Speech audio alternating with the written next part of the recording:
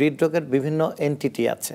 সুতরাং হৃদরোগের এছাড়া মায়োকার্ডাইটিস কখনো কখনো আমাদের অনেক সময় ভাইরাল ফিভার, প্রলং ফিভার অথবা শর্ট টার্ম ফিভার, কিন্তু ভাইরাস আমাদের মায়োকার্ডিয়ামকে অনেক ড্যামেজ করে, তখন যে রোগ হয় সেটাকে আমরা মায়োকার্ডাইটিস, সেটাও হৃদরোগের একটা কারণ।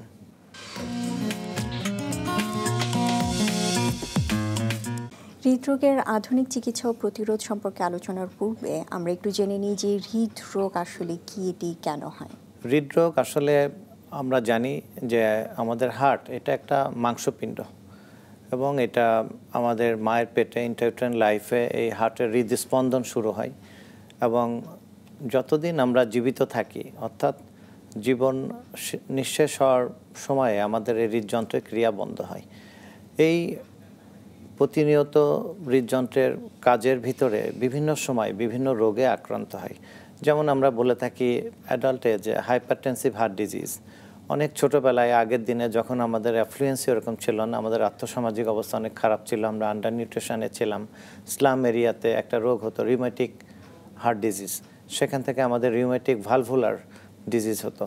দেন পরবর্তীতে যখন আমরা একটা অ্যাফ্লুয়েন্ট সোসাইটিতে আসলাম, মডার্ন সোসাইটিতে আসলাম, আমাদের এই যে প্রতিনিয়ত কায়িক পরিশ্রম কমে গেল, ওভার নিউট্রিশন বা স্থূলতা, এবং আমরা আমাদের যে সেডেন্টারি লাইফস্টাইল যখন আমরা অ্যাডপ্ট করলাম, তখন আমাদের ইসকেমিক হার্ট ডিজিজ, যেটা আগে মডার্ন ওয়ার্ল্ডে মানে আমাদের ফার্স্ট ওয়ার্ল্ড কান্ট্রিতে যেগুলো ছিল সেই দেখা যায়, সেই রোগগুলো আমাদের ভিতরে চলে আসলো।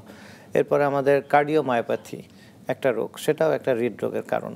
তারপরে নিউট্রিশনাল হার্ট ডিজিজ যেমন অ্যানিমিয়া, রক্তশূন্যতা, সেখান থেকে বেরি এই যে ভিটামিন বি ডেফিসিয়েন্সি, সেখান থেকেও হাই আউটপুট হার্ট ফেইলিওর হয়। তো কার্ডিওমায়োপ্যাথি একটা রোগ, ভালভুলার হার্ট ডিজিজ একটা রোগ। সুতরাং হৃদরোগের বিভিন্ন এন্টিটি আছে। সুতরাং হৃদরোগের এছাড়া মায়োকার্ডাইটিস কখনো কখনো আমাদের অনেক সময় ভাইরাল ফিভার, প্রলং ফিভার অথবা শর্ট টার্ম ফিভার, কিন্তু ভাইরাস আমাদের মায়োকার্ডিয়ামকে অনেক ড্যামেজ করে, তখন যে রোগ হয় সেটাকে আমরা মায়োকার্ডাইটিস, সেটাও হৃদরোগের একটা কারণ। আচ্ছা, আপনার কাছ থেকে অনেকগুলো কারণ আমরা জানলাম। এর মধ্যে কিছু হয়তো আমাদের দর্শক আগে থেকেই টার্ম জানেন, কিছু টার্ম তাদের জন্য নতুন। আমি আপনার কাছে হার্ট ফেলিওর সম্পর্কে জানতে চাইবো যে আপনি বলছিলেন হার্ট ফেলিওরের কথাই। হার্ট ফেলিওর কি, আমরা কখন বলি? যে কোনো failure means inability to perform proper work. আমাদের হার্ট যখন তার কর্মদক্ষতা সুচারুরূপে পালন করতে পারে না, due to heart muscle itself problem, তখন সেটাকে আমরা হার্ট ফেলিওর বলি। সাধারণতভাবে যেটা ধরে নেওয়া হয় যে হার্টের যখন আউটপুট, আমরা এটা ইজেকশন ফ্র্যাকশন বলি, যে হার্টের কন্ট্রাক্টিলিটি, পাম্পিং ক্যাপাসিটি যখন কমে যায়, তার জন্য আমাদের রক্ত পরিসঞ্চালন সারা দেহে কমে যায় এবং আমাদের লাংসে পানি জমে, শ্বাসকষ্ট হয়, গায়ে হাত পায়ে পানি আসে, তখন যে কন্ডিশন, তখন সেই অবস্থাকে আমরা হার্ট ফেলিওর বলে থাকি। আচ্ছা, এই হার্ট ফেলিয়ারের সাথে আরেকটা খুব প্রচলিত টার্ম আছে হার্ট অ্যাটাক। এটা সাধারণ মানুষ অনেকেই এটা বলেন যে বুকে ব্যথা, হার্ট অ্যাটাক হয়েছে, এবং এটা একটা সময় দেখা যেত যে যারা একটু বয়স্ক তাদের ক্ষেত্রে দেখা যেত, কিন্তু এখন বেশ কম বয়সেও এটা দেখা যাচ্ছে। তো এটার কারণ কি, হার্ট অ্যাটাক মানে কি, সেটা জানতে চাই। জি, আপনাকে ধন্যবাদ। আসলে হার্ট অ্যাটাক এটা একটা হার্টের অত্যন্ত serious type of problem.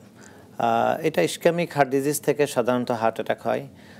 Heart অ্যাটাকের মূলত কারণ হচ্ছে যখন আমাদের হার্টের নিজস্ব রক্তনালী আছে, যার মাধ্যমে হার্টের মাসলে রক্ত পরিসঞ্চালন হয় এবং সেখান থেকে হার্ট এনার্জি গেইন করে এবং হার্টের যে ইজেকশন ফ্র্যাকশন, কন্ট্রাক্টিলিটি, এটা মেনটেন করে। তো এই রক্তনালীর ভিতরে যখন আথেরোস্ক্লেরোটিক প্লাক জমে, দ্যাট মিনস যে রক্তনালী লুমেন যখন শুরু হয়ে আসে, সাধারণত এখানে চর্বি, কোলেস্ট্রল, তারপরে স্মুথ মাসল সেল, তারপরে হচ্ছে এন্ডোথেলিয়াল ইনজুরি, সেখান থেকে রক্ত জমাট হয়ে লেয়ার্ড বাই লেয়ার্ড হয়ে যখন complete occlusion of the lumen হয়, তখনই বুকে প্রচণ্ড ব্যথা অনুভূত হয়। এই কন্ডিশনকে আমরা হার্ট অ্যাটাক বলি।